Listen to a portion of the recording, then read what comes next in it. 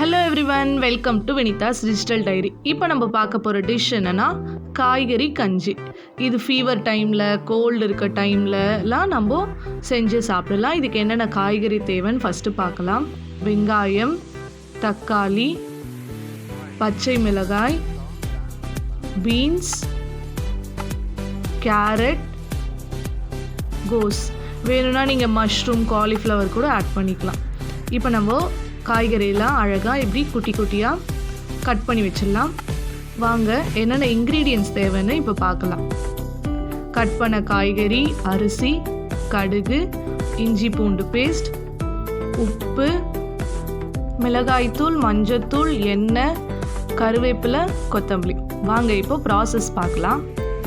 First ஸ்டவ்வை on பண்ணிக்கிட்டு அரிசியை நல்லா கழுவி ஒரு பாத்திரத்தில் வச்சிடலாம். நெக்ஸ்ட்டு சைடில் ஸ்டவ் ஆன் பண்ணிவிட்டு பேன் எடுத்து வச்சுக்கலாம். இப்போ பேன் நல்லா ஹீட் ஆனதும் தேவையான அளவு எண்ணெய் ஊற்றிக்கோங்க. எண்ணெய் நல்லா காஞ்சதுக்கப்புறம் கடுகு போட்டுக்கோங்க. கடுகு நல்லா பொரிஞ்சதுக்கப்புறம் வெங்காயத்தை போட்டுக்கோங்க. வெங்காயம் போட்டு பச்சை மிளகாவும் போட்டுக்கோங்க. ரெண்டுத்தையும் போட்டு நல்லா வதக்கி விட்டுக்கோங்க. ரெண்டும் கொஞ்சம் வதங்கினதுக்கப்புறம் இஞ்சி பூண்டு பேஸ்ட் ஆட் பண்ணிக்கலாம். இது சப்புன்னு இருக்காமல் ஒரு சின்ன ஃப்ளேவர் கொடுக்கும். இஞ்சி பூண்டு ரெண்டுமே ரொம்ப நல்லது ஹெல்த்துக்கு, ப்ளஸ் ஃப்ளேவரும் கொடுக்கும். இஞ்சி பூண்டு பேஸ்ட் மிக்ஸ் பண்ணதுக்கப்புறம் தக்காளி சேர்த்துக்கோங்க. தக்காளியும் போட்டு நல்லா வதக்கிக்கோங்க. வெங்காயம் தக்காளி வதங்கினதுக்கப்புறம் கருவேப்பிலை ஆட் பண்ணிக்கோங்க. கருவேப்பிலை நல்லா வதங்கினதுக்கப்புறம் இப்போது காய்கறி போடலாம்.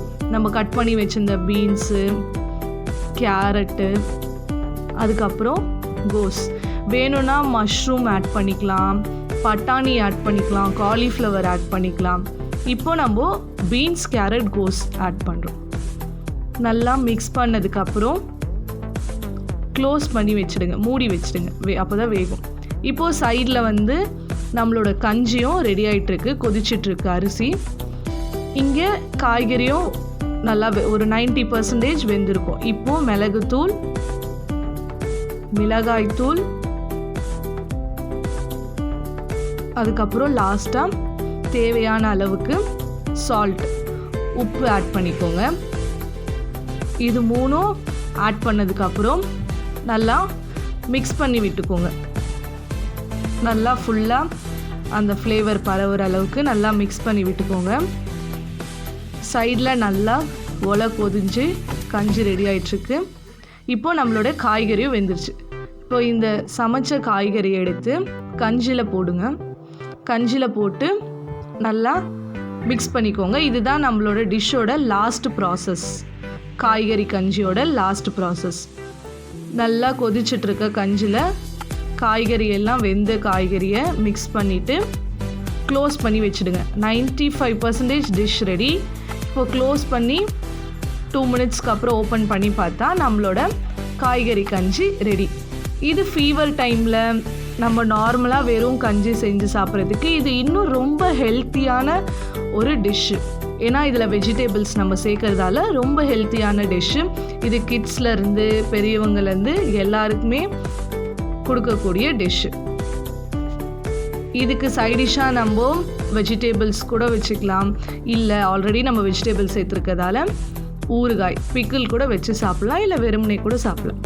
இது போன்ற இன்னும் சுவாரஸ்யமான டிஷ் எப்படி செய்யறதுன்னு தெரிஞ்சுக்கணுன்னா மறக்காமல் வினிதாஸ் டிஜிட்டல் டைரியை சப்ஸ்கிரைப் பண்ணுங்கள், சப்போர்ட் பண்ணுங்கள். தேங்க்யூ.